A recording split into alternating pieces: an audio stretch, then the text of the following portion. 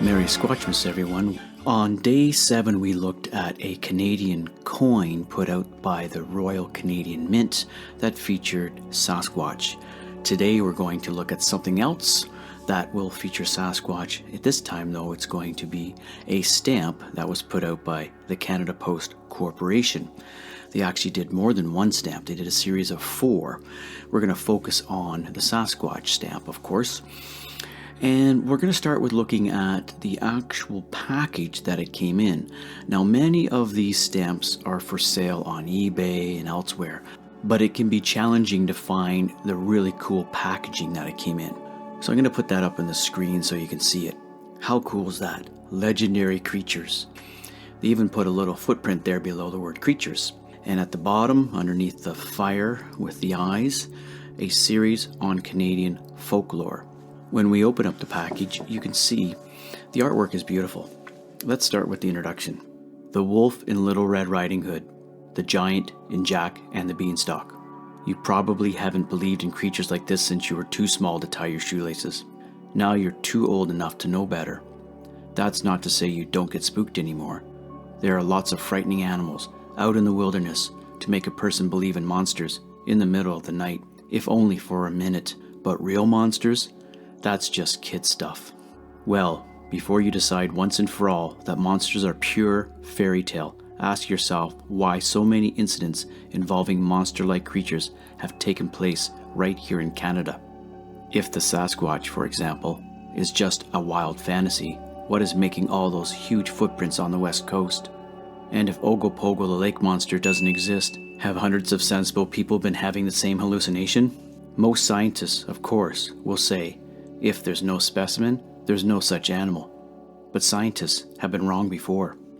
Just remember that there are still parts of Canada where humans have never set foot, plenty of unknown places and unanswered questions, and when it comes to unknown beasts, it's best to keep your mind and your eyes open. Turning to the second page, you can see they are featuring the Kraken. Again, beautiful artwork. We're not going to really look at the Kraken, but you can read that. You can pause the video as you wish. Flipping the page, there's more on the Kraken. Again, pause it if you want to read about the Kraken. Flipping the page, we have the loup-garou from the Quebec area, kind of like a werewolf dogman type creature. Pause as needed. And flipping the page, we have more coverage. To the next page, we have the well-known Ogopogo of Lake Okanagan. On the next page, more coverage of Ogopogo. And finally, they've saved the best till last, Sasquatch. Many people swear they have seen a gigantic, hairy, ape-like beast known as the Sasquatch in the wilderness of British Columbia. But an old logger by the name of Albert Ostman is the only one who claims to have been kidnapped by a whole family of these creatures. In 1924, Albert Ostman was vacationing near the BC coast, far to the north of Vancouver. In a place so isolated, he had hired an old Indian guide to take him there. The Indian had warned him about the Sasquatch giants lurking about in the woods, but Ostman thought nothing of it. That is, until one night when, as he says, things started to happen. Something was making nightly raids on his camping provisions. Since Ostman could tell it wasn't a bear or porcupine, he decided to stay awake one night to find out what it was. He kept his rifle in his sleeping bag next to him, just in case. The next thing he knew, he was awake with a start. He was being carried along inside his sleeping bag. Unable to see anything or move a muscle, he listened carefully. Whatever was carrying him breathed heavily and sometimes coughed,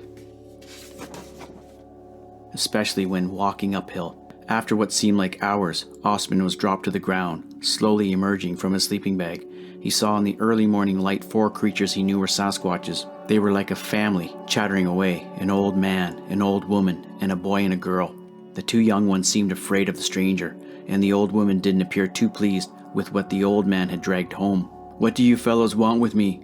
Ostman asked, not really expecting an answer. The old man appeared to be busy explaining to his family what he had done. Ostman looked around and saw that he was in a small valley with only one small opening. He realized too that the old man, who looked almost twice his own size, had no intention of letting him go. Fortunately for Ostman, his pack sack had come along for the ride, so he at least had some food and supplies. The boy and girl became curious about his belongings, and rather than give them his food, Ostman let them try his snuff, which they seemed to thoroughly enjoy. For 2 days, Ostman thought long and hard about how to escape. Though he had his rifle with him, it was doubtful whether it would do much good against such huge creatures. Besides, they weren't mistreating him or giving him any reason to try to kill them. It wasn't until he gave the old man a sample of his snuff that he saw a way out. One morning, after about a week of captivity, Ostman was boiling up some coffee. The old man and the boy were drawn to the smell and squatted down beside him. As Ostman pulled out his box of snuff, the old man, who had developed a real taste for it, reached out for some too. But instead of taking a pinch, he grabbed the whole box and swallowed the contents in one gulp. In no time at all, the creature's eyes rolled up into his head. In desperation, he grabbed Ostman's coffee and drank it, grounds and all. He rolled on the ground, bellowing like a wounded bear, and then headed for the spring to get water.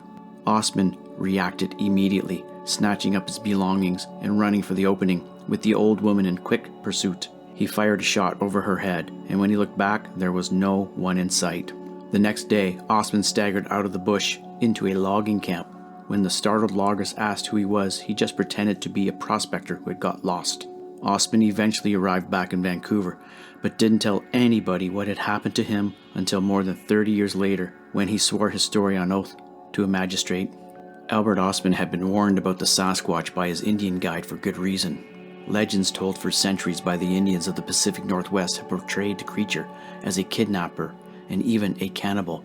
Like the Ogopogo, however, the Sasquatch's image has changed over the years. According to hundreds of sightings that have been recorded in recent times, the Sasquatch always flees instead of attacks, and seems to be more frightened of us humans than we are of him. What are so many apparently sane people seeing? Like Bigfoot in the United States or the Yeti in the Himalayas, the Sasquatch is usually described as a hairy, smelly ape-like animal that walks upright, 2 to 2.5 meters tall and weighing 300 to 400 kilograms. People also report seeing footprints about 0.5 meter long and almost 10 centimeters deep, from which many plaster casts have been made. Of course, there are many theories to explain these footprints. One is that the Sasquatch is a subhuman primate that somehow survived the Ice Age. Another is that the footprints are just those of large bears. People who know bears disagree, saying that bears have smaller feet with claws, not long toes, and do not walk long distances on 2 feet. And then there are those who believe this is all the work of tricksters. Just the same, it's hard to imagine how so many footprints could be made so perfectly and so secretly all the way from Alaska to California. As well, inside there's an insert that has the 4 stamps sealed, and it talks about the stamp specifications. There's the date of issue, 1 October 1990. The designer, the printer, quantity, there were 15 million. Printing process, etc. Inside of the package were a host of really cool things. If you get the original, you'll get a day of issue note with the stamps on there, and you can see that. Day of issue, Canada Post Corporation. Day of issue, this one was in Kelowna, BC. Just when you think you're done reading, there's more to read on the back of this envelope. And it says, stories of imaginary creatures abound in many cultures, and Canada's folklore is not without its own monsters. The supernatural creature known as the loup-garou is the French-Canadian counterpart of the European werewolf. According to legend, those who neglected their religious obligations for 7 years would be transformed into a wolf or occasionally some other animal. Ogopogo is the fabled aquatic monster said to inhabit Lake Okanagan in British Columbia, known for centuries by local Indians as a great serpentine beast. It is reported to swim with an undulating motion and is generally sighted as several humps moving through the water. Long before the many modern-day sightings, the Indians told of the Sasquatch, who lived in the forests and mountains of the Pacific Northwest. Half man and half beast, this large, hairy humanoid is said to stand 2 to 3.5 meters tall, weigh 300 to 400 kilograms, and walk upright. Then there's a blurb about the Kraken. I'll leave that for you to read. Also in the package is another really cool envelope You can see it there.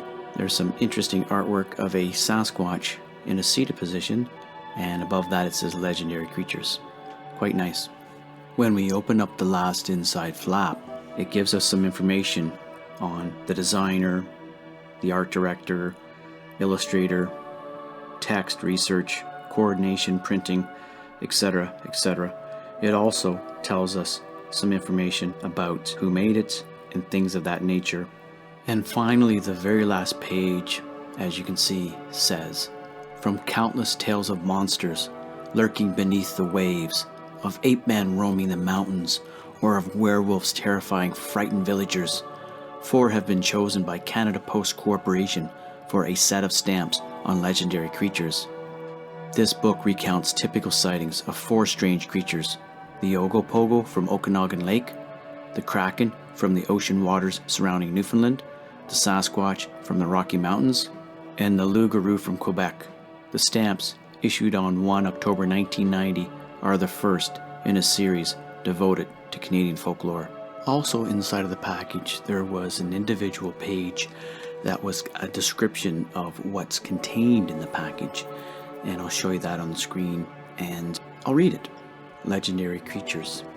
Do mysterious creatures really exist in Canada?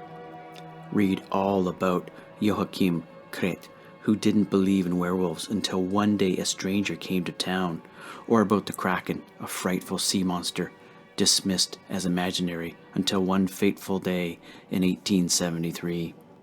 Then you can see they show some of the contents, not all the contents, but they show the stamps, they show one of the postcards, they show the actual booklet, one of the pages open on the booklet, and then at the bottom they show what's included with each souvenir edition: block of 4 mint stamps, official first day cover, 4 stamps, 16-page storybook with vivid illustrations, which parents and children can enjoy together.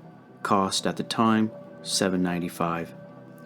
It's quite unique what Canada does in relation to Sasquatch, how it's found its way onto a coin and found its way onto a stamp. I know that Tibet has some stamps for the Yeti / Abominable Snowman. Maybe I'll show those at the end of this video so you can see them, at least the ones I have. There's probably more that I don't have. I do hope that you've enjoyed this preview of the legendary creatures stamps, most pertinently, the Sasquatch. Take care.